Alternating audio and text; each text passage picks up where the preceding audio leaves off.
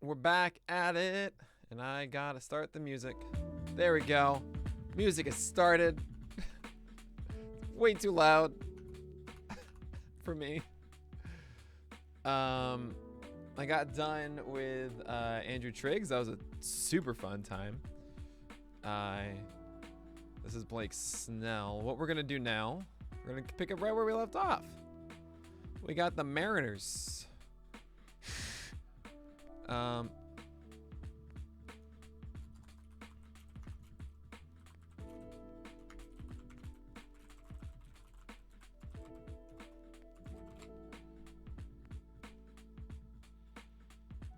Yep.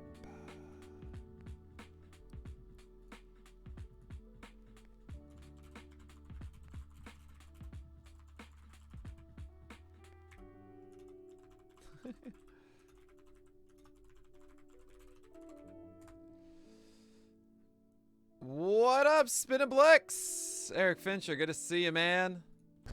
Sorry I couldn't make it last night. Oh, Sheck Diesel, thank you so much for the sub, man. Thank you. Great to see you here. I gotta prepare the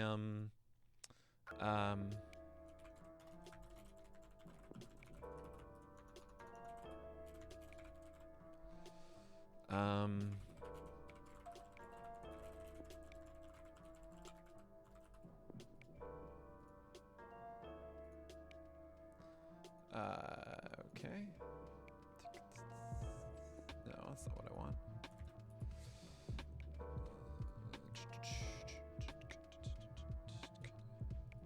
Hey, sorry guys. All right, we're all set here. Tweet sent out, Discord notified. And we got some people to project. And this, what is this? This is odd. I mean, roster resource is pretty much saying because of the state of the Giants, before Wood, Cobb, and Descafani all returned, that meant Sammy Long, Tyler Beatty, Kervin Castro, who I have no idea who that is, and Sean Gel are getting starts. Not gonna happen. So I'm gonna read those out. I expect to actually, they said they can get to me tonight, so probably by tonight I'll have the free agents updated. So there's a part of me that kind of wants to skip over the Giants right now. I mean, Tyler Beatty is such an interesting one. I'm going to project him better than that. Sammy Long, I don't really know if I really want to do anything about that. I don't. All right, this is what we're gonna do really quickly because I'm not gonna be doing anything with the Giants. So I'm gonna do this. I'm gonna project him a little bit better than that. Actually, fine. Well, no, I think he's like a 4.35, 131, and that's that. I kind of like Tyler Beatty. Fantasy football's over. Time to worry about fantasy baseball whenever baseball can start for this. Get out of here, cats. Like, don't you dare suggest that baseball is in any way not happening per usual. Okay? Bad juju. Hate it. Don't want it. Don't want it at all. I understand that having knowledge of a pitcher's pitch effectiveness can be beneficial to make fantasy decisions, but to be honest with you, I don't understand analytics at all. I'm quite a novice. Oh, really? Oh, cool. Hey, what's up, Eric? Okay. What questions do you have? So I'll put it this way. Analytics is just a way to for us to grasp what happened and then to say, oh, cool, because he did this, you know, like we expect him to do, you know, more good things. A good example of how analytics helps with our decisions in baseball and everything is saying, hey, a guy who mashes the ball, and let's say it's just one game, but he goes up to the plate and he hits 4 balls over 100 miles per hour, right? And he hits 1 home run in that time. You know, it happens like a line out to 3 guys in that. Then there's another guy who hits, you know, a home run, but it's kind of weakly hit, barely makes it over the wall. and then he gets like a flare single or something, just like a weakly hit ball, and then just weakly grounds out twice. Otherwise, in the books, it looks the same. It actually looks better for the guy who weakly hit the ball, right? He hit a home run and he got a single and went 2 for 4 with a home run, while our guy who mashed the ball went Sean Jelly, thank you, went 1 for 4 with a home run. And what analytics does is it lets us, it's a better description of what actually happened than just the things inside of the game, right? There are all these other elements about how the result happened that gives us a good understanding of, oh, okay, what's repeatable and what isn't. And that's all that these numbers are. And all numbers have different weights and different things and tell different stories about how players perform. And so what I do, what I try really well to do, is I try super hard to, my philosophy, or I guess the Zen of Nick, or whatever the heck you want to call it, is look, I think performance in a pitcher is best understood when you know their repertoire and how they throw the ball, what their mechanics are, what their story is of their performance. So that's why we use all of these numbers. All these numbers tell different stories. And what's most helpful when going through it is seeing what numbers don't line up. Good example we talked about with JT Brubaker was he had this really high ERA, but he had this really low WHIP. So we were thinking, that means that he allowed a lot of home runs, and it tells that story. So that allows us to say, okay, cool, the home run rate was really high. Then we know home run rates, and we go, okay, it's very abnormal to have a +2 homer per 9. That's a lot. He allowed more homers than the normal person does. If we're playing the odds games, that means that he's not going to be another outlier in that way. So we can probably expect him to have fewer home runs. So it's never going to be precise. It's something I try and keep in mind as much as I can, that one should never hold this data to arrogance because it's not a puzzle that will have an exact solution, because they're humans at the end of the day. It's not an actual, unless you believe 100% in determinism. I think there's a lot more factors that we don't have than with our statistics if it's purely deterministic, but you understand my point. You shouldn't feel arrogant with what you know from statistics, because who knows, things change all the time. It's just why it's like, yes, I do mention that, yay, I was right about this one guy or something like that, but to take victory laps in general, I try not to do, because why was I right? I don't know. There's so many reasons to why something happens, for good or bad. And we're just trying to do our best through it. So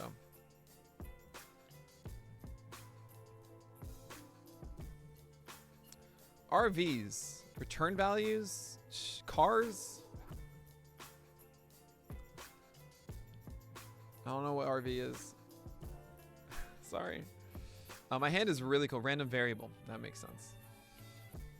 Yeah. I mean, this is why I created picture GIFs, though, is that despite all of this stuff, I wanted y'all to see it. I feel like understanding how the pitch looks is a very important element of analysis and how they throw.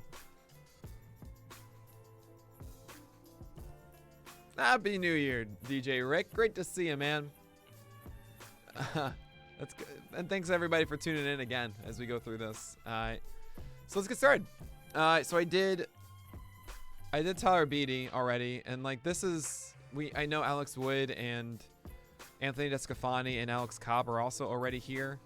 That's why I'm writing these guys out, because I don't expect them to get significant starts. Maybe Sammy Long. I'll just approve this one already, because this is already one pitcher, But I will look at Logan Webb. The cams on the catchers? No. Oh, you mean like... Yes. I mean, yes. Like, catcher cams? Looking at the pitcher? Oh, my God. I've missed that, man, from, like, Fox Saturday. Batter view. Yeah. Oh, my God. That stuff's the best. I want it on the umpires. I think the umpire cam is really cool.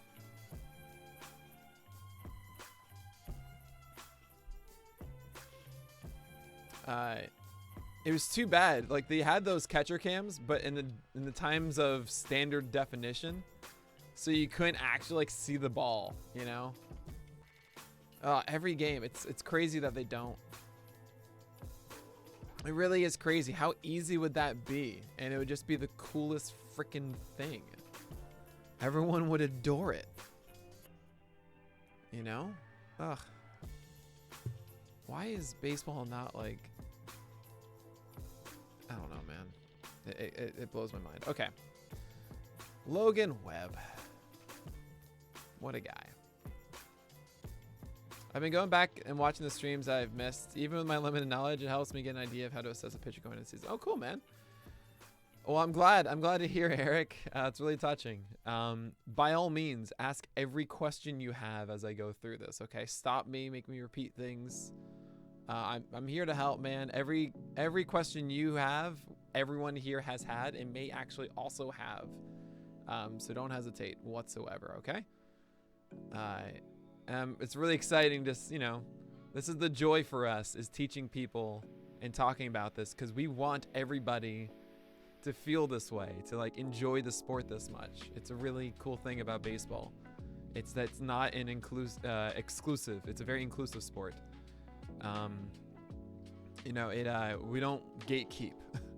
We very much want you to be a fan with us. Anyway, so Logan Webb, one of the more polarizing guys I'm actually going to talk about with Fast tonight on the podcast. That maybe I'll live stream. Nah. We're not. We will be doing live streaming this year. I actually just got off a call with someone about that, and I really can't wait for more info on that. And I hope that works out well. So high strike rate on the fastball, 280 batting average allowed is actually pretty high, but it was such a high ground ball rate and such a low fly ball rate that the home run total was just 3 across 1,000, which I think is not gonna stick. 3 over 1,000 is so small. That's really kind of crazy how few home runs. So that's between the fastball, you know, 4-seamer and sinker. Slider was just 4. Changeup 2. I mean, he just didn't allow home runs. But yeah, you can see like in previous years, like that is so atypical. So there's obviously luck involved with that, and I think we'll see that if we go to. Yeah, this, by the way, Tyler Beatty to me is an ultra sleeper. Oh my god.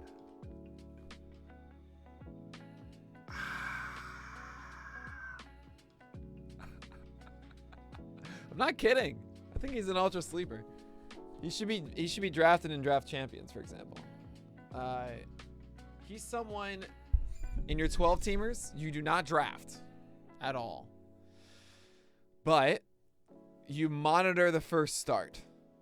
You know, he's one of those potential ads you make the second week of the year. So if you're in like a super deep league and there's literally nobody, you just, sure, you get Tyler Beatty. I'm looking at everybody above this. Ryan Weathers, don't want to do that. Josh Fleming, no. The ceiling is higher on Tyler Beatty. The one scenario I could see is if Alec Mills gets like the Pirates the first week or something, I would consider that, you know.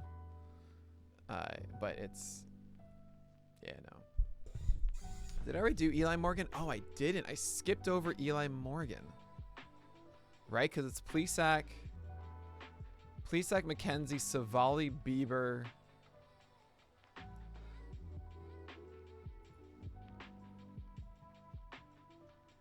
Quantrill. I'll add him to the list. Oh, this is not that. That's totally different. Those are just basic questions I ask pitchers. Then to make sure that if I have anything left. Eli Morgan. He was forgotten. He's an interesting one. We can actually go over Eli Morgan. What are the 3 columns? What columns? No, I haven't done Logan Webb yet. Don't worry. What 3 columns are you talking about?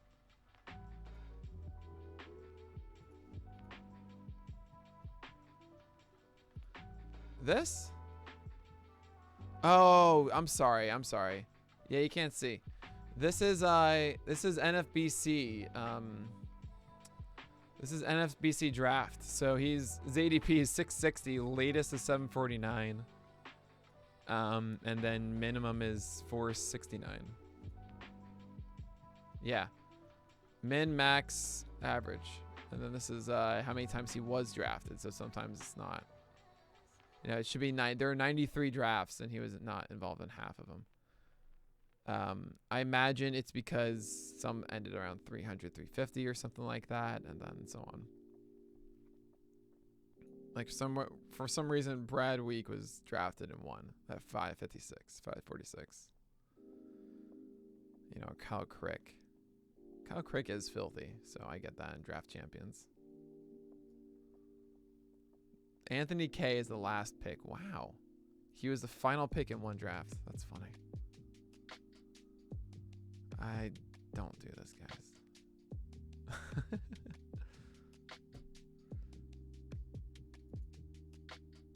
Just choked reading Forrest Whitley.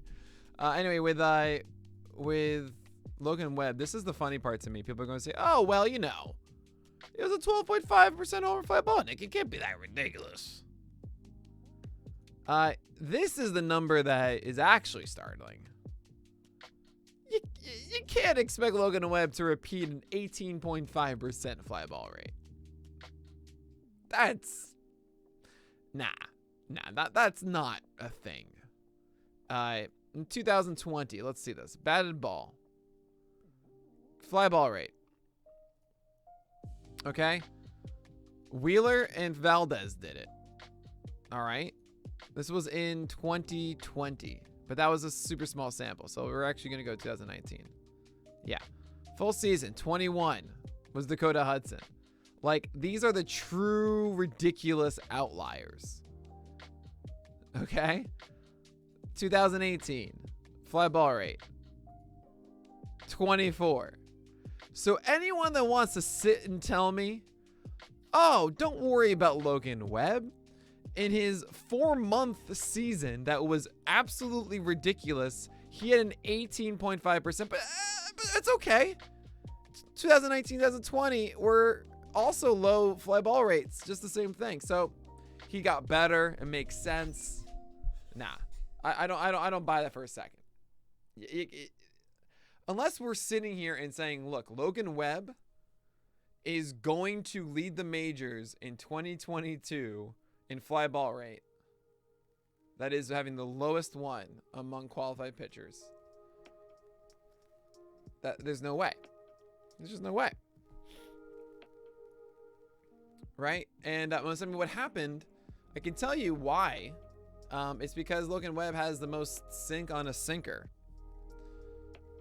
But it's just not going to repeat itself, guys. So, excuse me. Slider was really good. Not as many strikes as I would want, but 156 batting average allowed is great. And there were days that the changeup really took over. It wasn't always so great. It's so cold in New York, and my radiator is like, you can't turn it on, because if you turn it on, it's just this giant sizzle forever. It is so loud, so I gotta turn it off. But it has like a little bit of heat coming up, but it's not enough. Anyway. What's up, Alex? Good to see you. Hey, Paul the Martin, good to see you, man. I hope you're doing well. I missed you in the fantasy world, dude. That right field, center field alley is so tough, yeah. But it's not gonna be an 18% fly ball rate. It's just in the first place. That's more about a home run or fly ball rate question, which it was a 12.5, which is like, yeah, okay, fine. But you know, is this fly ball rate gonna be that low? No. Not to mention, I don't think the strikeout rate is gonna be that good either. Yes, this is a really good slider. Yes, he had a large called strike rate, but I think this mark is going to regress. So ultimately, I mean, he's one of the harder guys to do, but 23.4 sounds right. I'm going to push him up to 30 and 185.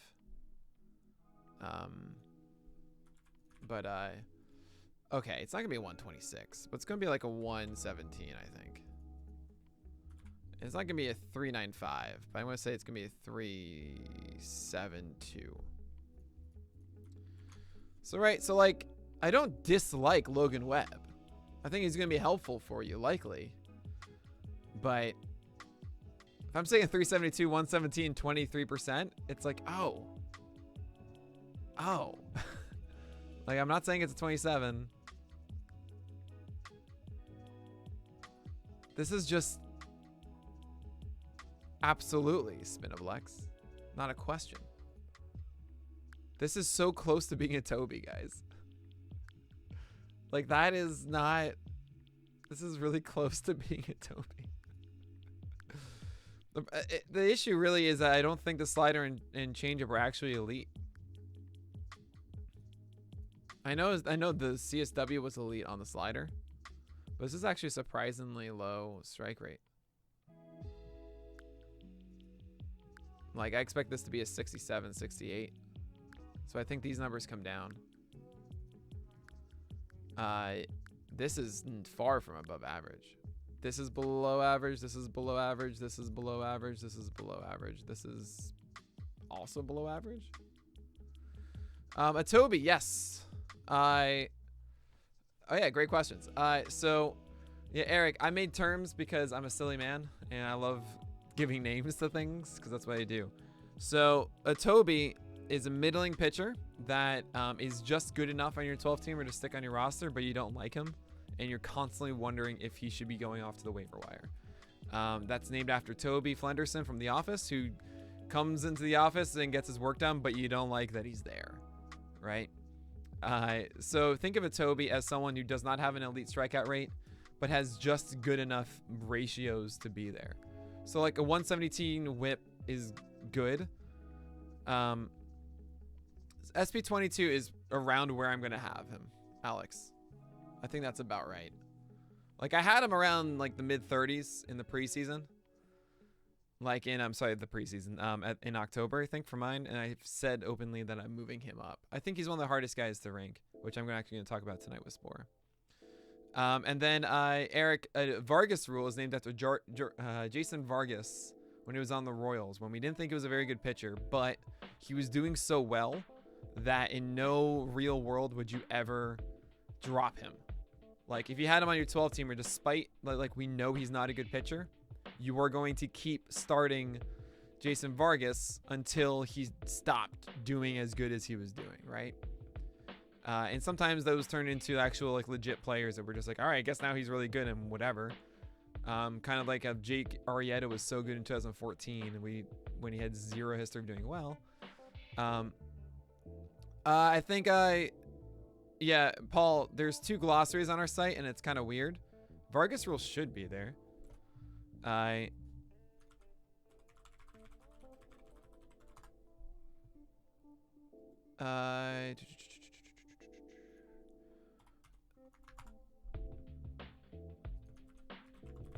Yeah, it's called the Vargas rule. Yeah. What is the Vargas rule? It should be just called Vargas rule. There's some ridiculously dumb things in here, so don't hate me. Yeah, just don't hate me. Anyway, so Vargas rule is just kind of like, all right, you just keep starting the guy until they hit the wall, until they hit their bad start, and then once they have their bad start, you get rid of them. And you got to really adhere to that. If you want to do a Vargas rule plus and give him 2 starts, by all means, but you do it after the first one. Thanks so much, Alex, for gifting Eric. That's awesome, man. Thank you. The other note I do want to make about that is that Vargas rules can go through the end, and then they don't. Then that's the wall. Good example is Marco Gonzalez from last year. And how people are treating Chris Flexen now. You know? Yeah, it is, right? It's cool. Hopefully we get more from PitchCon, and then with all the live streaming we're going to be doing in season. So just got to keep doing things. All right. Let's see. So I think this is what we're going to do for Logan Webb, which isn't, again, bad. It's just not the elite thing that I think people wanted. So, all right. So I went out of order. We're going to do Seattle now. And is there anyone on Seattle that...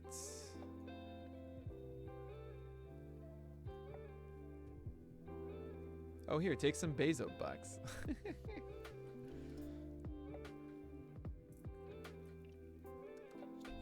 Hey, if you got a Prime sub, Paul DeMar and I will absolutely take some Bezo bucks from you.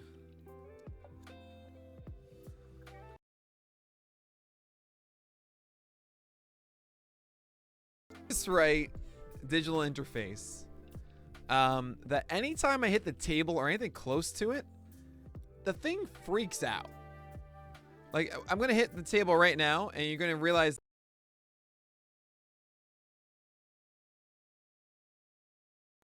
more at 11.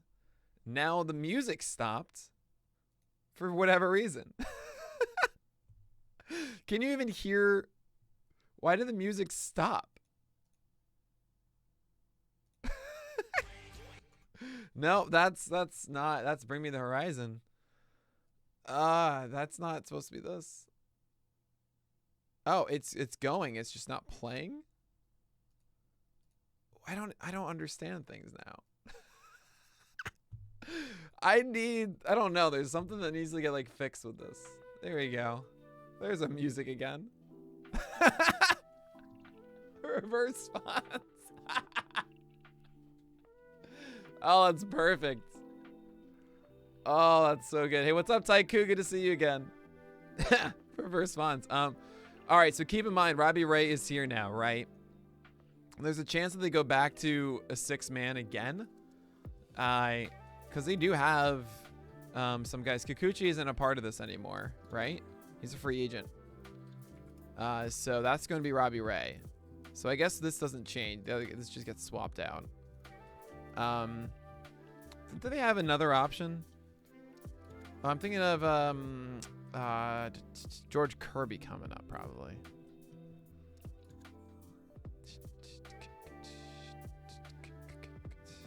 Oh, Justice Sheffield. No, that's who I was thinking of. Yeah, I don't care for Justice. Sorry. Nice guy, though. Really liked him. I think Kikuchi will end up with San Francisco. I think Kikuchi's going to end up with the Yankees.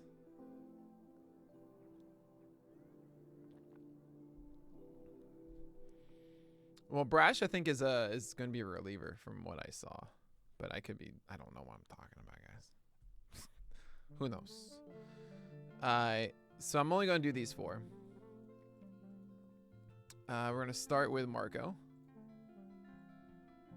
Any hope for Justin Dunn? Yes, Alex. I'm happy you said that. We will get to Justin Dunn. But I think he's very forgotten at this point. And if you guys remember, we'll look at his stuff. But there was some hope for Justin Dunn last year. No, I didn't say it, but I was going to. Oh, look at that. Glass Cobra with the #1 gift leader. What a guy.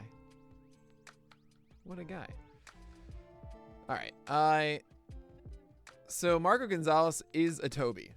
I mean, if you want to see a good example of a Toby, 3.77 ERA with an 18% strikeout rate. Like, ta-da, you found him. The whip, I think, is too good for Marco. I know he went on a really nice stretch by the end, but I just don't think he's that great. Yeah, the cutter, I think it was better. It was better in 2020. Like, this is such a stark difference. Look at that. Ugh. Fewer strikes, and when he did, they got crushed. Changeup turned into a little bit more of a whiff pitch, but I mean, great results. It's just, I don't really buy that. Like, this is always everything, as if his fastball can get effective strikes or not. It's just so boring. So, what do they have him at? 20%? Sure. This is a great projection. Wonderful guy. Beautiful. You don't need me. Done. This is it. This is exactly it. Perfect. Chris Flexen, you're next. Another example of a Toby, or Vargas rule, I guess, but just Tobied. Look at, oh my God. Is this good enough for your team, you wonder? I don't know.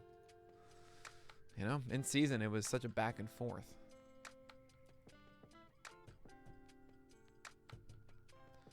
I think right here is when I had conflict about, like, do you still want Chris Flexen or not? That was kind of a no. Like, he had 2 bad starts, and then I guess more good ones, so I guess so. It's still pretty ridiculous. Comes down to whether Mariner starters get us wins. Yeah, that's a good question. Chris flexing his stuff. Yeah, flexing on the beach. That's what I would say. I want Chris flexing on the beach, not flex it in the mirror. I might be more excited for Kirby than for J-Rod. I agree completely because hitters are cardboard cutouts. It's way more fun. All right, I'm realizing I need to very much conserve my voice. I'm gonna be right up next to it now because I have to do the podcast with Fast tonight at 10:30, and I need to do this again tomorrow morning, and then again tomorrow night. And then Tuesday, yeah. I need to conserve my voice. So I'm going to speak softly and drink lots of water.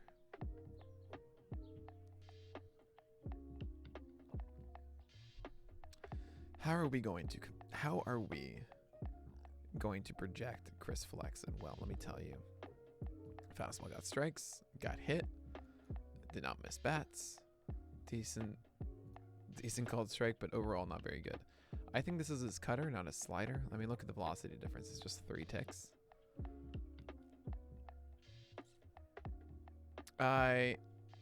They did last week. Yeah, OTC was on hiatus because Fast moved to California. And so I wanted to do that last one, so we missed 2 weeks. And we're coming back for, I mean, the foreseeable future. You know, our preseason starts today, you know, which is really cool. And you should expect it on Tuesdays moving forward. It's just weird right now. So we're going to be Wednesday for tomorrow, but then back on Tuesday next week. Did you walk to California? No, it's just a very busy time. You had to go up to Florida for the holidays. And I always give Fast time off around the holidays and stuff.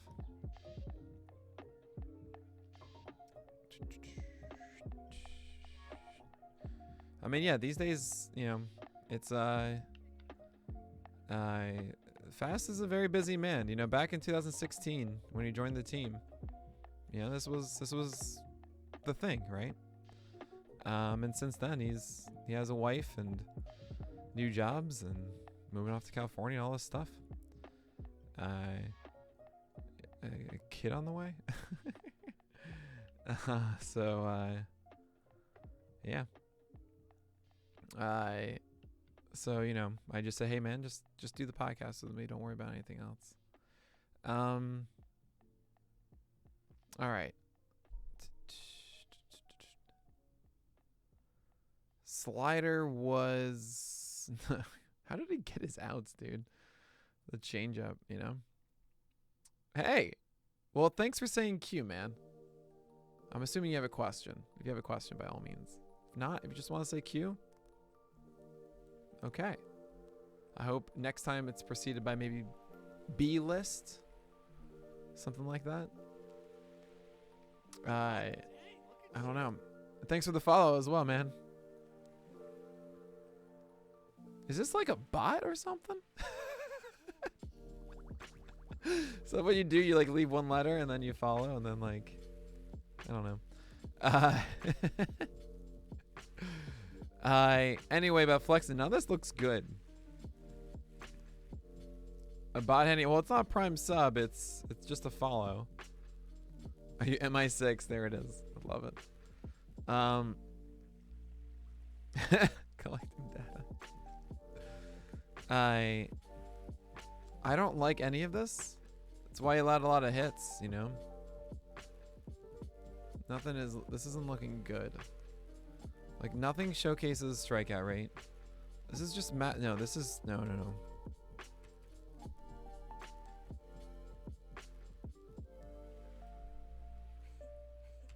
I'll give a 4.31. 129.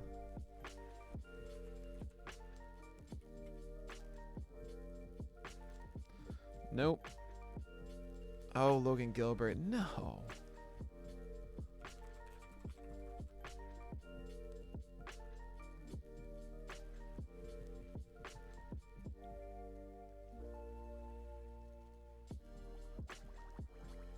I like when I match up with Steamer.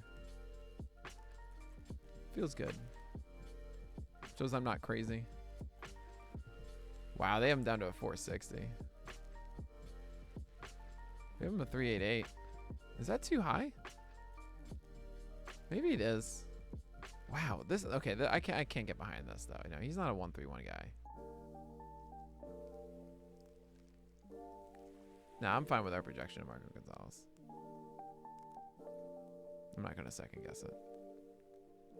I hope the 2 Taiku, but honestly, if you wanna lean on like a more realistic wish that could actually just change him, I would say it's for the slider to be more consistent. So this is crazy. Remember what we talked about with Kevin Gausman? 73% strike rate on the fastball is crazy good for Gausman. It's crazy good for Logan Gilbert. This I think is actually going to get better.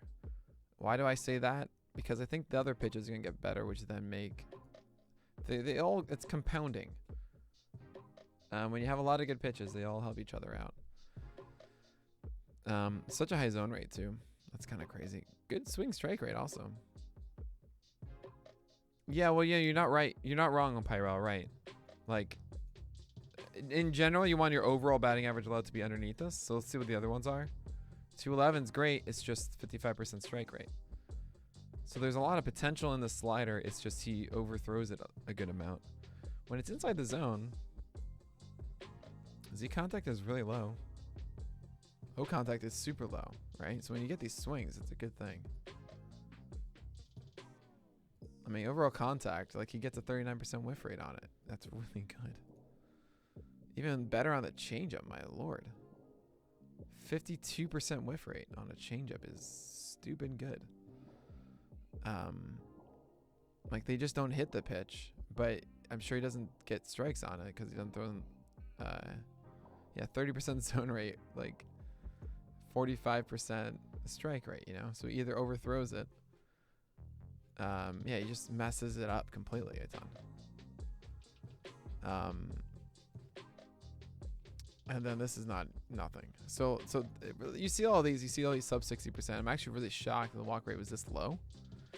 I think the reason for that would be behind in the count. He's not throwing these pitches at all. Yep. Behind. He's just going fastball, right?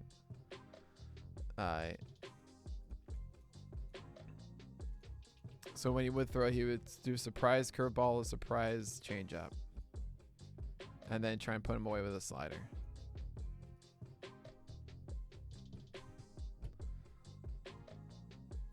So, well, he was a 4.68. Yeah, well, that's home runs because he's fastball focused.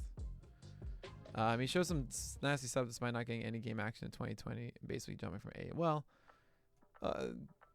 2020 is a weird thing. For some guys, it was really beneficial from AA to be able to go against major league guys in the alternate camp, you know. It's all AL West today. Oh, it is. You're right. No. We had NL. We had NL West. What's up, Sox? We had San Francisco Giants. Oh, yeah, and then we're gonna get Seattle. I don't know what you're talking about. They lost tonight.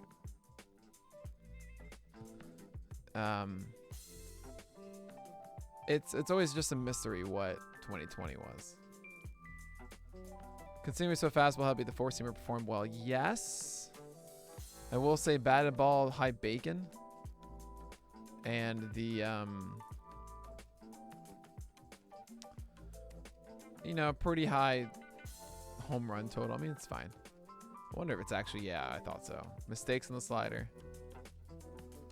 That's where the home runs are really coming from right now. So, I mean, if look, Gilbert figures this out, which I think he did for a good amount of time. Like, nope. Like he did here. 7 out of 30. There's some that I led with. Like yeah, so you had, you know. You had 9 earned runs this game. Well, there's your season. 9 whiffs here. I got, like, there's so much potential here. Look at this. 32 thrown. 11 whiffs.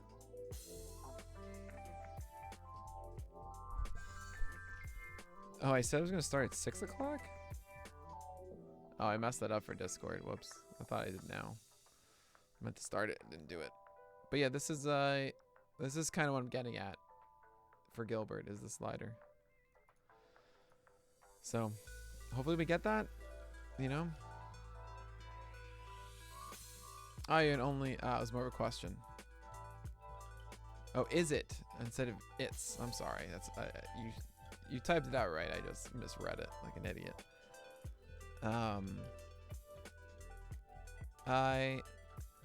You're in a only league. I mean, these guys tomorrow is what you want. That's tomorrow morning. By the way, so what I'm gonna do for Logan Gilbert, I am gonna bring him down. I think he gets better. The question, I just don't know how much better. And I am actually a little worried. Let me see this. Let me see. I mean, that's the last month. Yeah, it's so polarizing. If I just take it from here. Just you know, why not? It's still 475, Nick. Ugh. I want to remove that. I mean, the last September he was so good in September that I'm now gonna, you know, I can't do that. It wasn't like he was different. He wasn't so different. Sweet, man. Yeah, I'm happy you guys have enjoyed this series. I'm wondering if I should just put all these up on YouTube. Just like, yeah, I just go through every team or something. Seems like the E-rate will drop a few points and then will come up a touch. Yeah. So let's say this. I'm going to say ERA is going to be a 402. And his whip is going to be a 122. Strikeout rate was probably actually going to be better than 25%. What was it this past year? 25%. I think it gets a little bit better. So go 26.1. It's going to be more innings. I'm going to say 165 across 28 outings. And we call it a day. Oh, absolutely. Green YS. Greeny yes. Green YS. Why would I say that? Thanks for chatting, man. Do I think Zach Gallen has number 2 potential? Yeah. The thing we discussed with Gallen, one of the first ones I did, and if you notice it's not bold, but it is, and I lost it, and it's annoying, oh yeah, wait, did I do 28 165 for yeah, no. If I'm doing 28 starts, this should be 26 then.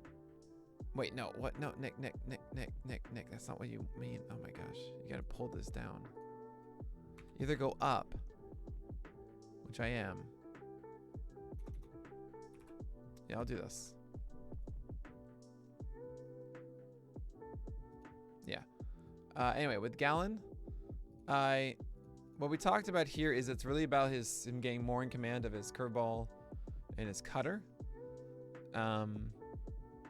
and changeup. I mean, those three things are, sorry, slider, curveball, changeup. None of them got locked in last year. And it's just like, I don't know if that's going to happen. You know, the man's injured and he never really got back into it. I think he will too, and I think he's someone to be targeting. But it's still a huge question mark. So we'll see.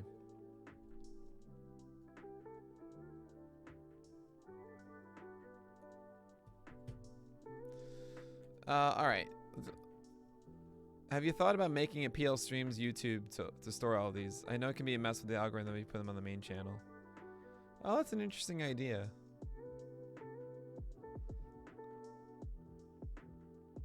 I don't know. That's a good question. I might make them unlisted or something that you guys can go look at them. Something like that, just so it's easier to watch. But that's a good thing. I haven't really figured out the YouTube approach yet. You know, I kind of waiting to hire someone that just says, Nick, you're gonna do this and we're gonna do this, and I know what to do, and that's that. Yeah, Gallon had the hairline fracture, and then he had the hamstring injury.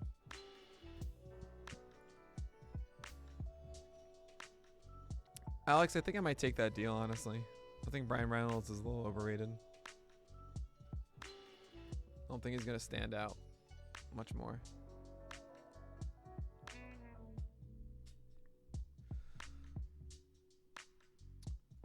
That would be great. By the way, Justin Dunn. The story of Justin Dunn is he's a fastball, slider, curveball guy. And what would happen? I just want you guys to see in season, because the story is interesting to me. First start, jitters. This is actually what happened in 2020 also. Like super jitters. Okay, we just ignore this completely. Any projection you have of his walk rate, forget it, because it's going to include an 8-walk game. Watch. His walk rate right now, it's 13%, right?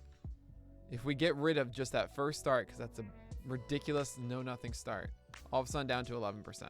Okay? Just a baseline to start with things. As the whip then comes down to 125.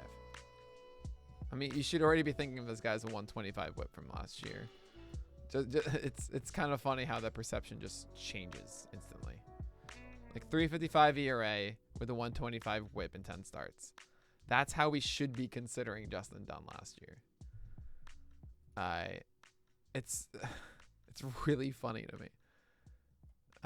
That is the easiest start to ignore that I've seen in a long time. Really, just ignore this.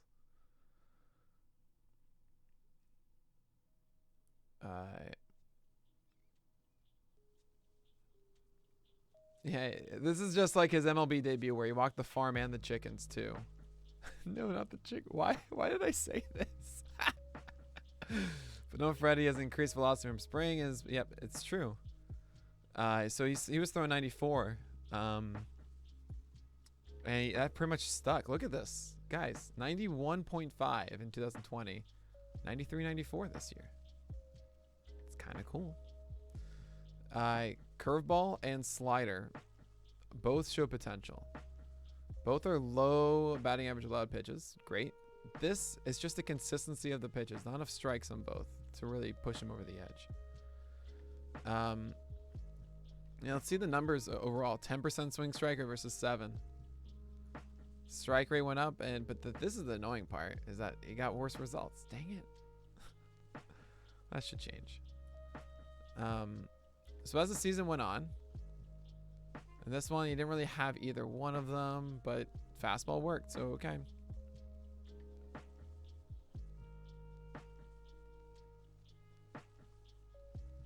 I mean, yeah, 3 out of 13 is what? Where's the swing strike rate? 23%. This one, he didn't have it, but he had his curveball going for his CSW of 36, right? And that was always the thing, is like, if he has one of the curveball or slider working, it's good. It looks like it was more curveballs than it was sliders. Like, this one's great. You know, here we got some sliders in here. All of this. So there is absolutely hope.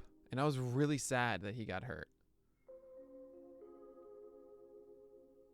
Yeah, Dunn left this one with a shoulder injury. Ugh. And that's the worry, is like, it's a shoulder injury. Any news on this? And you suffered a setback?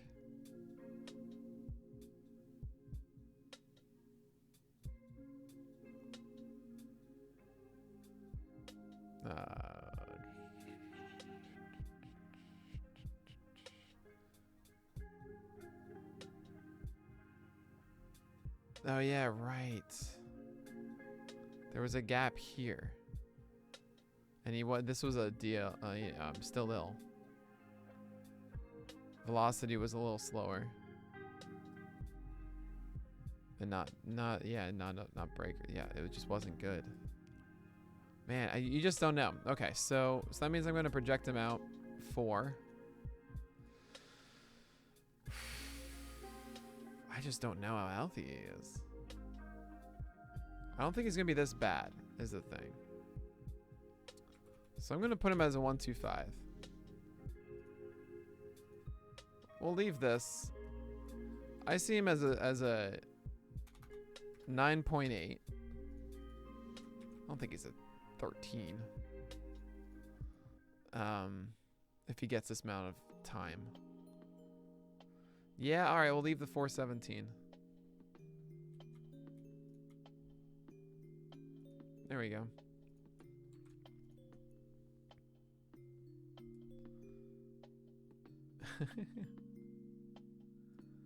Hey, I just got the congrats. I have a registered trademark.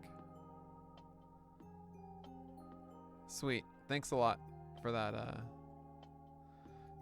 Red is that this is not one that I'm just going to allow the projection system to do what it wants, or they are not. This is going to be different. So for example, he's a free agent now, and that's something that we're going to have to update later on. These I don't care about, and these will be changed in their updates. Yeah, I think I moved forward with it a year ago. So, pitcher list is a trademark now. Woo woo. I was just terrified that someone would lawyer bully us or something like that, which I don't think they would have won. It's just you got to do stuff like that. Yeah, pitcher list TM. Yeah. Like I don't think other sites have trademarked or anything for obvious reason. Like you don't have to. But you know, just wanted to have the protection. Hey, don't know if you understand this other streams, but there's a meaningful difference when you change stats by like 0.005. Not really. I mean, WHIP is one thing, but ERA is not. It's just whatever reason, it just sits with me, and I just go with my instinct. And Haverstall, never preface it, man. You're all good.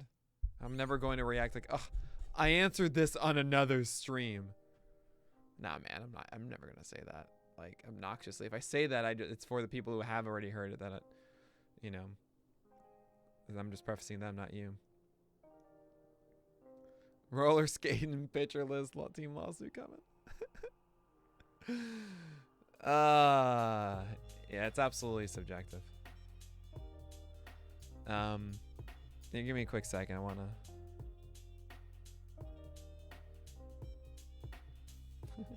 Oh wait, I gotta send a message back.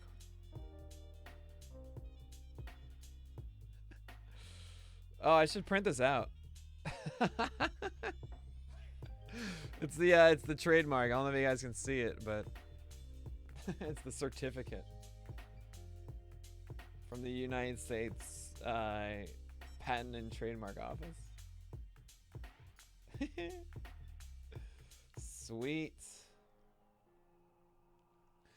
It is providing a providing a website featuring written and oral analysis and commentary in the field of professional sports, fantasy sports, esports, and amateur sports, providing online downloadable articles, GIFs, and videos in the field of professional sports, fantasy sports, esports, and amateur sports. Yeah, that's Pitcher List.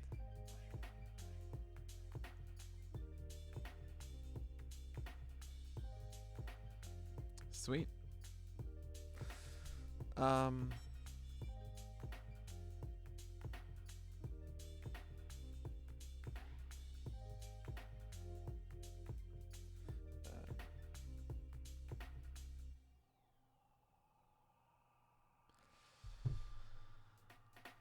Yeah. I mean, it's projection construction is so impossible. It truly is. It's why I've avoided it for so long. And honestly, I'm not even doing it on my own. I'm using the foundation of other staffers to build on top of, you know. So it's that hard. The thing is, guys, I think the biggest takeaway I have about these projections is to not be concrete. You know, me talking about Justin Dunn and this projection, when it's April 10th and he's out there and he's throwing 94 and change with his curveball working and a slider, I'm like, I don't care what the heck that number was. I care about his, you know, I care about how he just performed. These projections don't matter. But it gives you an understanding of the scope a bit, you know? And I'm trying to do something, say, hey guys, cool, I'm taking all the possibilities I see and kind of just condensing them. So for Logan Gilbert, I recognize, like, look, what if he never gets his slider and his changeup going? Then, like, yeah, he's gonna still allow a lot of hits off the fastball, and you know, he won't get much better, right? And that question I can't answer. So yeah, there is but even a volatility stat, like, I don't even know how to calculate a volatility stat, you know? Like, what's the difference between a 45% and a 50%? It's like, this is why I hate projections. Well, it's why, to me, it's just about, yeah, let's just get a grasp of how good they are, and that's done. Now, I understand projections are really good and helpful for auction leagues and roto leagues and stuff like that to help you get a sense of where you are. You know, it's not one of those things like, oh, cool, I've won my league. It's more of a sense like, oh, no, my projection system has me in last place with strikeouts. Cool, I can see that I'm not getting strikeouts enough. Or I'm in the fewest amount of projected innings, that kind of thing. It's not that all of those guys are going to be right. It's that generally on average they, they even out. Right? So it's why I've avoided it for so long. Esports, it was just like, why not esports? Like, I didn't want there to be a pitcher list like MLB The Show something. So we extended it, yeah. We just didn't want a pitcher list like that is not. If pitcher list MLB The Show exists, then it's like, wait a second, is that affiliated with us? Is it not? And it's like, well, no, that would be too confusing, right? So that's why we extended it often into that.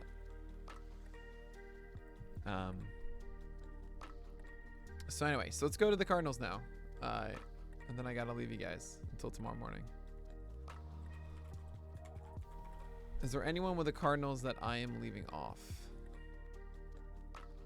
How did I? Oh, okay. I forgot the RN right.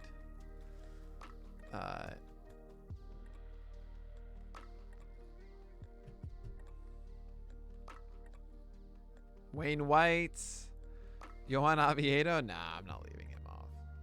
I mean, I'm purposely leaving him. Okay, Steven Matz isn't here. So the Amish Mustang, I'm probably just going to red out here. Yeah, Steven Matz isn't here because he's a free agent that signed. But is there someone else in like the waiting? So save for Ford, you said Oviedo, Alex Reyes. Alex. I wish for Oviedo to do well. I think his stuff is kind of cool. You want to watch Oviedo for a second? I'm okay with that. Liberatore is coming. Great call. Really good call. There's a Zach Thompson there, but with a K.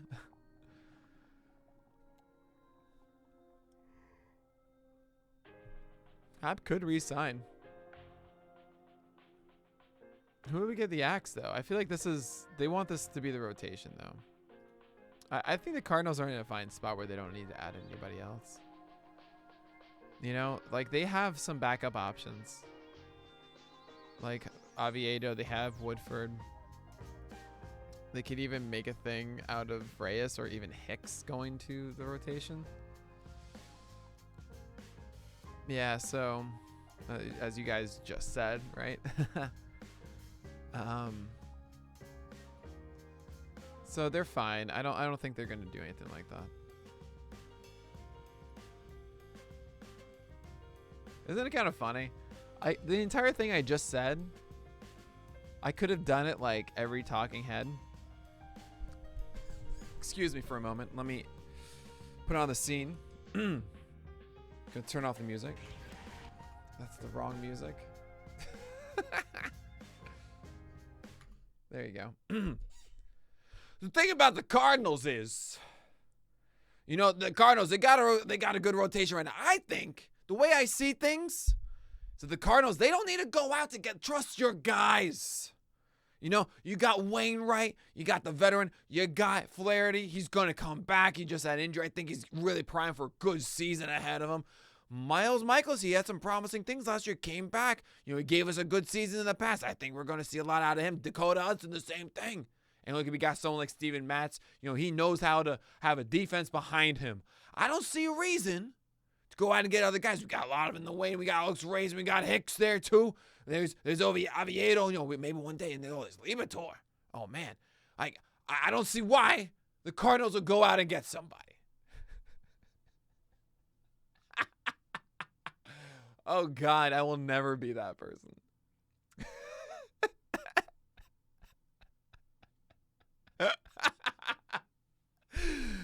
Okay, all right, I'm done. Yeah, Bulldog, workhorse. Why Brooklyn Nick? It's because that's me, you know. In my heart, I've just been around that all my life for whatever reason. So whenever I hear those kind of discussions, or whenever I was younger and stuff, that's just what it was.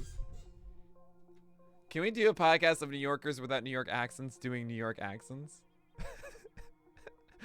Yes, we can, Schwebs. We can certainly do that. Hey, Don, all right, we got Schwebs over here. How you doing, Schwebs? Where you from? Where you from?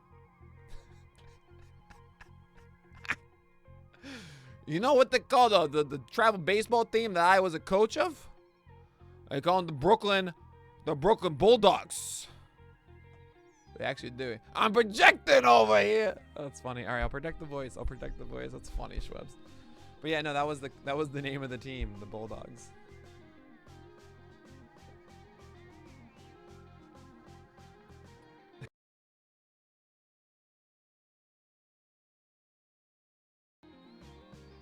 Oh, they cut out my mic again.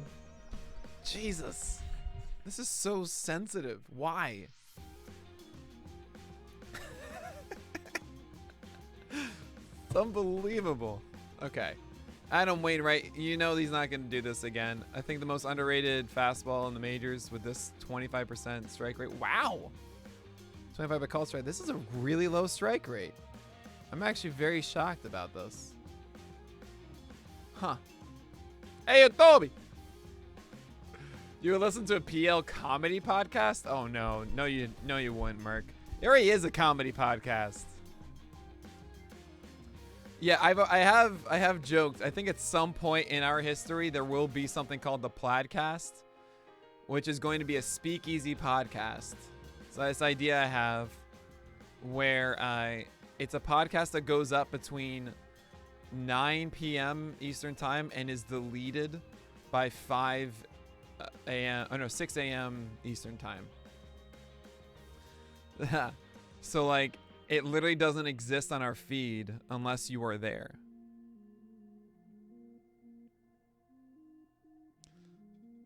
So I love that idea. Like, you just go to the feed and there are no episodes. It just says welcome unless it's like episode 57 and then it gets deleted the next day.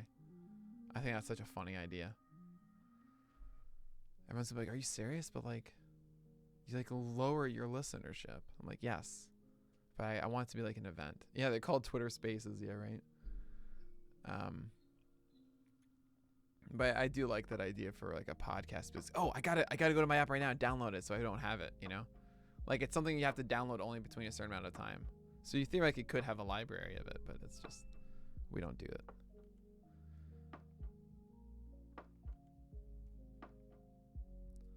All right. So for Wainwright, we're not expecting this. We're probably going to expect him to degrade a little too. All right, this is fine. I'm cool with that. Maybe a little worse on the ERA side. This was such a good curveball. Huh. I undervalued the slider, which I think really was a cutter. Yeah, this was his cutter. Not never mind. So I didn't undervalue it because I knew he had this. But yeah, that sounds about right. Like, this doesn't add up to me, you know? First of all, I'm actually surprised the BABIPs are this high. The Cardinals infield defense is really good, and generally that means that we speak to I was expecting some extreme BABIP stuff, but not that extreme. This is the thing that worries me, is that it was this low of a strike count. And in previous seasons with Waino, curveball is kind of the same. I mean, Waino did really well in 2020 also. It's not like he just only did in 2021. We just ignored it. You know? I mean, here it is. By the way, Wainwright is so annoying because he has such a long career that we're figuring out what we can do as far as like how far back our data goes for the PL7. Hopefully we're aiming to have more than 2017, and I want to have career stuff, but we won't have back to 2005. So I'm like, what do I do? How do we handle that, you know? But anyway. Yeah, it's just so weird with Waino. We want him to retire. It's funny. Is he pitching backward? No. Unless that's a joke. But no, I think he's early and then late with the curveball, yeah. I mean, he's actually just pretty much using both at the same amount.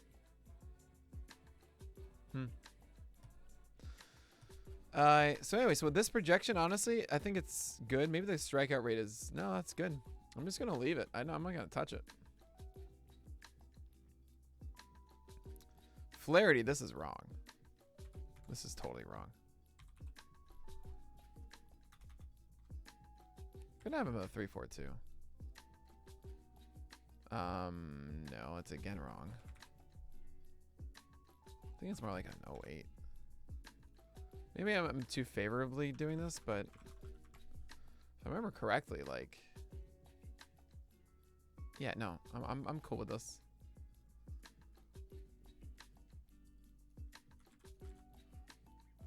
I mean, injury is a thing, fine, but am I expecting this? He only got hit once.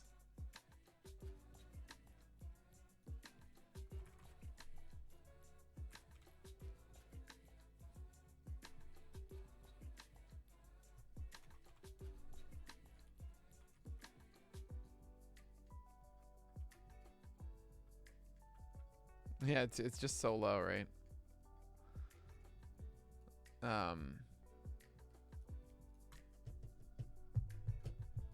We're gonna talk about Flaherty though. Don't worry, I'm doing the projection. I feel like I don't need to do much.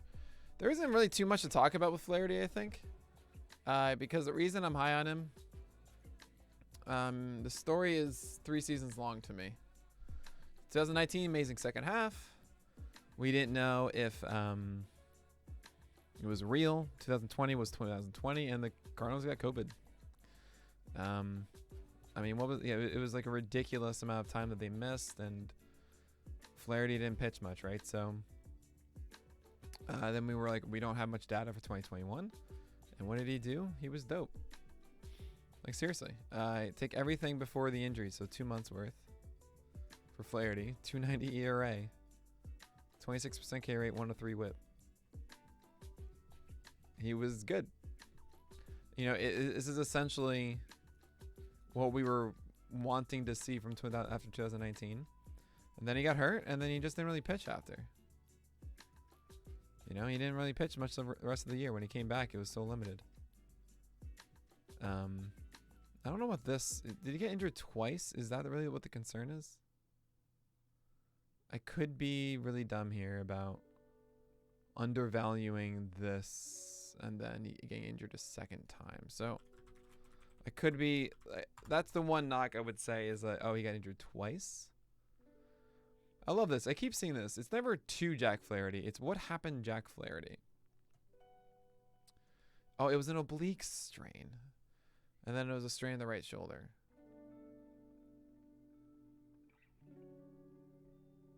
And then he came back. I think this is what happened, guys. He had an oblique strain. Very legitimate injury. It sucks. He came back. I think he overthrew slightly with his arm. And because he hadn't thrown for as much time, he just kind of did the normal thing. And then the shoulder was like, nah, bro. So then they rested him. And in order not to do actual damage to his shoulder when he came back, he pitched in a limited capacity. Playoffs, we didn't see him because they got knocked out in the wild card game. So that's actually honestly a blessing, I think. I don't see why Jack Flaherty isn't totally good to go. I'm going to give him this. Yeah, this looks great to me. Okay. So now just to talk about him as a pitcher, look at this. Oh my god. Strikes and low batting averages. Wonderful. Slider. Not as amazing as you think, right? I mean, it was here, but it's still good. It's just not elite. I've never really thought it was. But I think the fastball with the defense behind him is. I mean, it's pretty close to it. Really good called strike rates. Good strike rates. Good contact behind it. This curveball needs a lot of work. Yeah. That's not it. The slider, I think, is interesting. I mean, it's a 21% swing strike rate, which is why he's so interesting with the strikeout rate.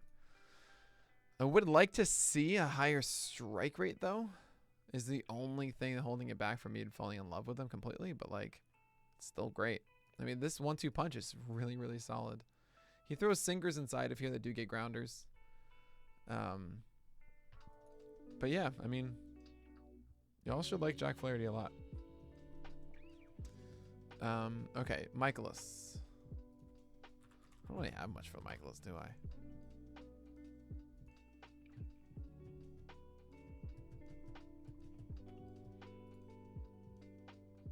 I'm sitting on my hands to warm my hands, by the way, so that's why I'm using clicks instead of typing if I can.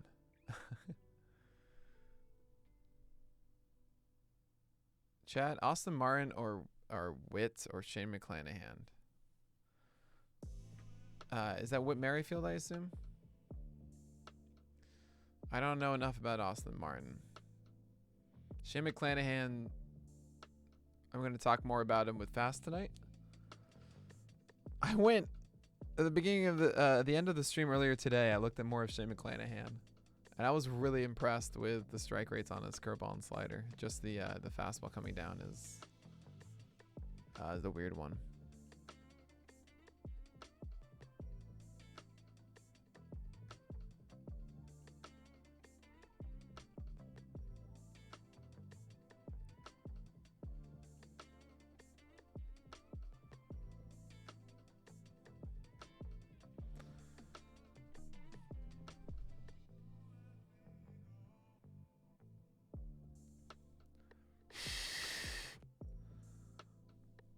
Huh.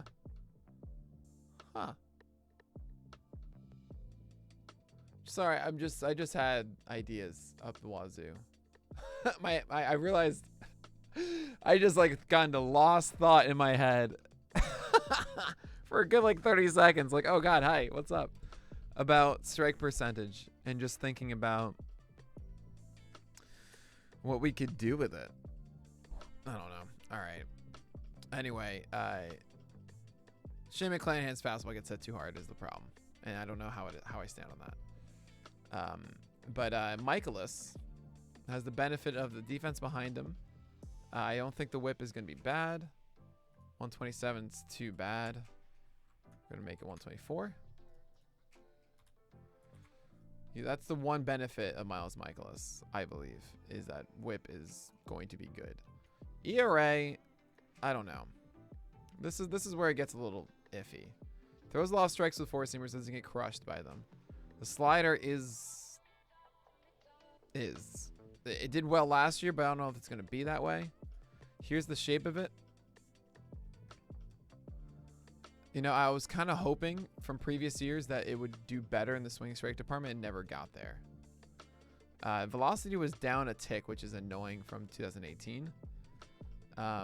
Curveball is not good. At least it wasn't last year. Changeup. Yeah, it's such an inconsistent pitch. So it's like with the fastball and slider, think of him as a discount. This is a good, I think, projection for him there, and this is good. So that's the only thing I wanted to do. Save for, I want you to be throwing more starts. So we're going to do that. We good. Okay. And last one's Dakota Hudson, which I dig. I think he's such a discount. Yeah, this is it. This is exactly what I want. Yep. More starts, though. Same thing that I gave him.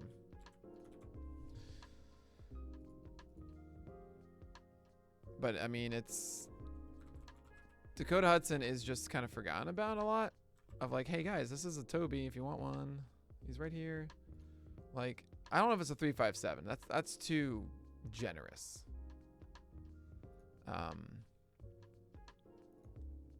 But I do think it's going to be like a 3.75. I'll do a 3.79.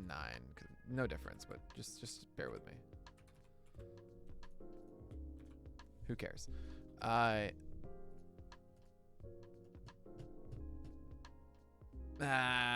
going deeper. I'm going 3.92. Okay. I think I already did 3.92. I'm going to do a 3.93 now. Yeah. Well, the thing about Steamer, and a lot of projections in general for Hudson, he dropped his walk rate, I think, in 2019 and then 2020. I think that will, it's not going to be 2.9. But yeah, like 9.2 seems fine. The defense behind him is so good, and he's such an extreme, sorry guys, extreme ground baller. I always forget where I am on the stream. This isn't gonna change, and the defense is so good behind him that his BABIPs are gonna stay low. So you see this number and you get terrified. Ignore it. Let it go away. It doesn't apply. So we see 3.35. Sure, I'm gonna say it's a 3.93 or whatever. But Dakota came back. Didn't throw as hard. This is actually really soft. But then again, what was it in 2000? It was 2019. So like this isn't. It's 93.5, not 92. Maybe I should be a little harsher because of that. I mean, how many innings was it? It was 8.2. 92, 92.4.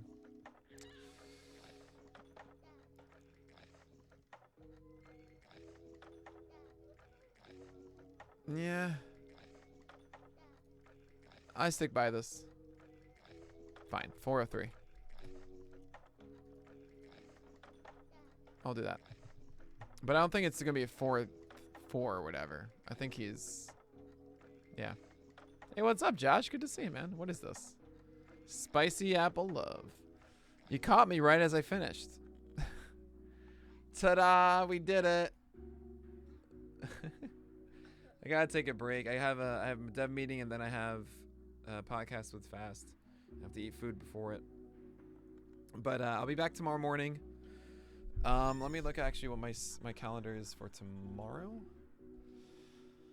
I'm meeting at 1:30, but I'll probably I'm gonna make myself get up at 10 a.m. or get up in time to do this around 10 a.m. And then we gotta do all 4 of these. And then so we got a good amount tomorrow. Which ones am I gonna read out now? Probably is like AJ Alexi and God, what a mess. I mean, Corey Kluber, John Gray are here. So that probably gets rid of, at the very least, this one. No way in heck am I doing Josh Rogers.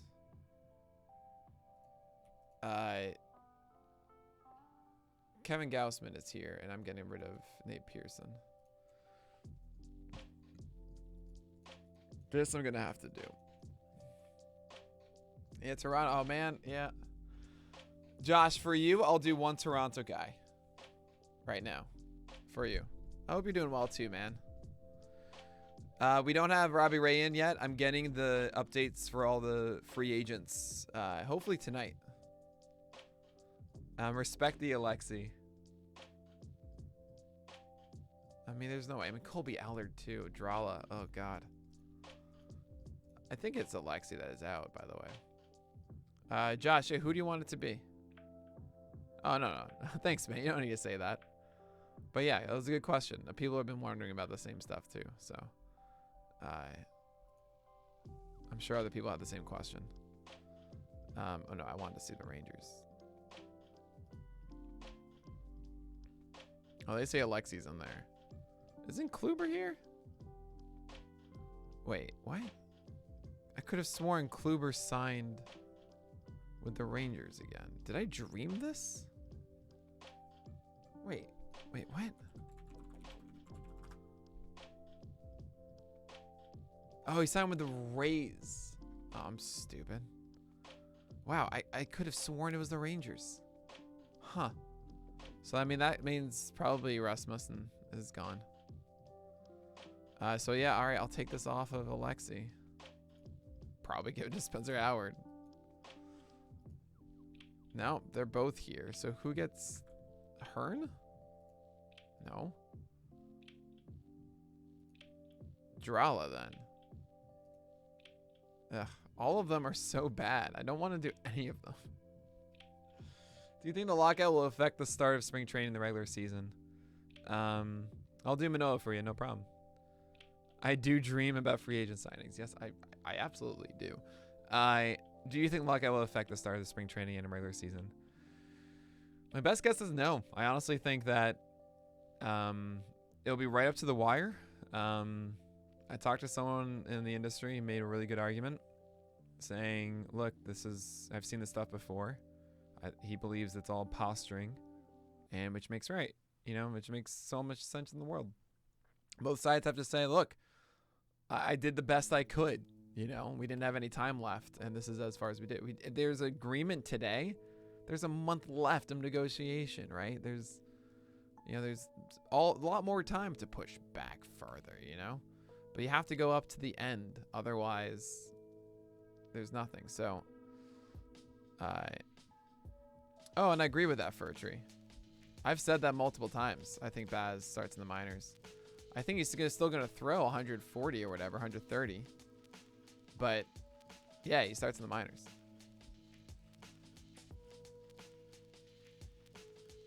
But anyway, so I believe that that we'll probably lose a week of spring training is my guess. Like we won't lose any games. So we might have a lockout up to like March 1st or something. But we won't lose regular season games. Absolutely not. That's where the money is.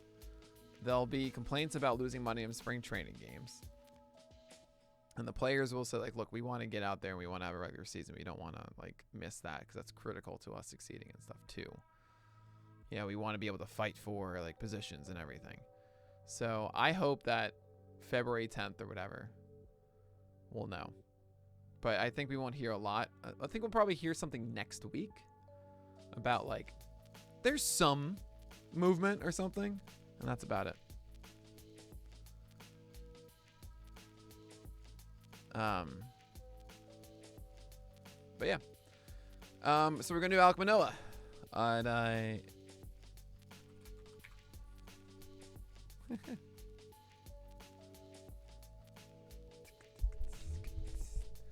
what a season, huh? Pretty remarkable for Alek Manoah.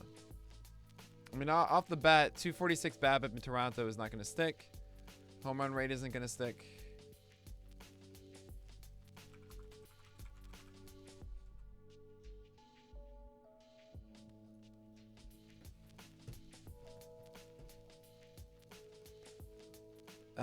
Fastball was super good. 65% strike rate. It's not the 72, but I'll take that with the 203 batting average allowed. Good CSW on it. Slider was just as good, if not better.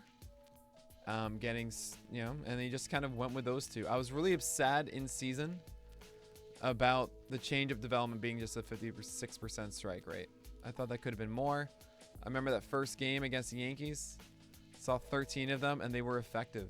I think they did a good job. 31% CSW on that. 23% swing strike rate on the changeup, right? But it just didn't. Just didn't do it. Oh, Jake Roy. Oh, nice. Oh, that's awesome. What's up, Jake?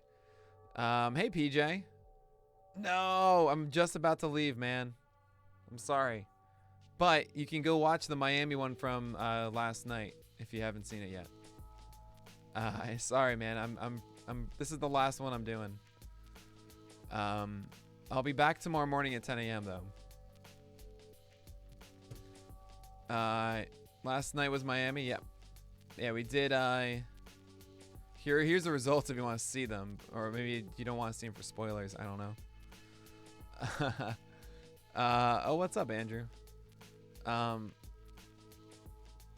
So I guess what I'm getting at with Manoah is I don't expect him to be able to be this good with this combination. The changeup needs to develop further too, and it wasn't like these were elite strike pitches, right? 63%. It's not elite. The results are great, but that's a little scary. And the fastball isn't this elite fastball. It's good, but it's not elite either. So I want to say, where are we at with him? Yeah, that's right. That's kind of what I was going to go with. Maybe a little bit lower. Probably like a 371. 116 is fine. Yeah, this is good. More innings though. I mean, he just did 111. Also with minor league stuff. I feel like, right? Didn't he have a 18. So I'm going to push him up to 160. And then 27. 28, 160 sounds good. Yeah, 27.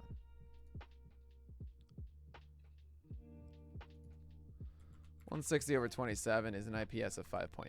Sure. All right, I'll give you 28. No, the 20. No.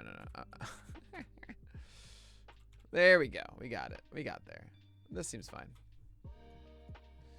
So it's not as exceptional as I thought before, but it does worry me a little that those pitches overperformed and then he's gonna fall down a little bit. Bulldog word first innings eater.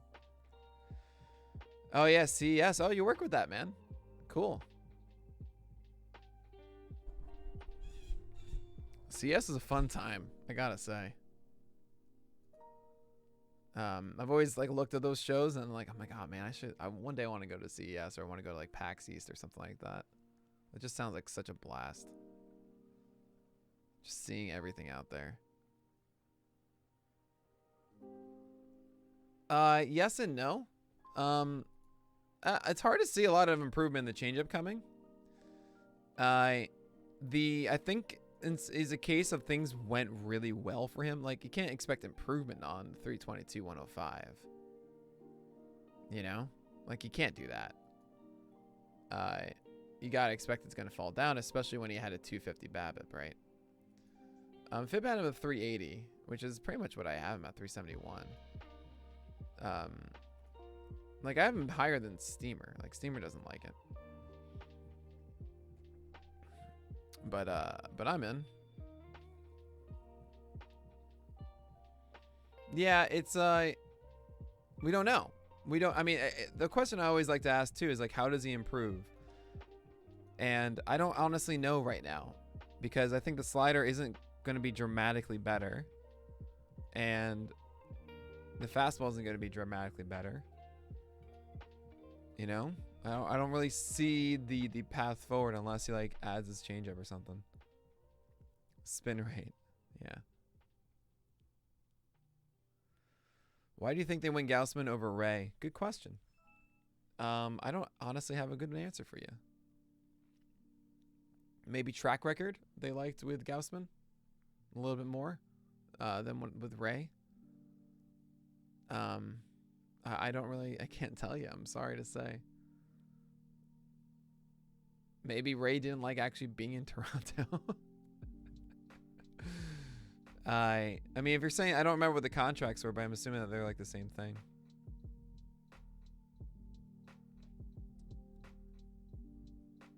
Ah, there it is. Ligger's got it for you. But anyway, guys, I'm gonna tune out for now. I'll be back tomorrow morning at 10 a.m. Thanks so much for, again, being a part of this. This makes this so much easier. I cannot express. I can't wait for the stream where I go over all of them and realize how dumb I am. And like my frame of reference is already messed up. So it's going to be great. But yeah, I'll see you guys tomorrow morning. And as always, may your BABIPs be low and your strikeouts high.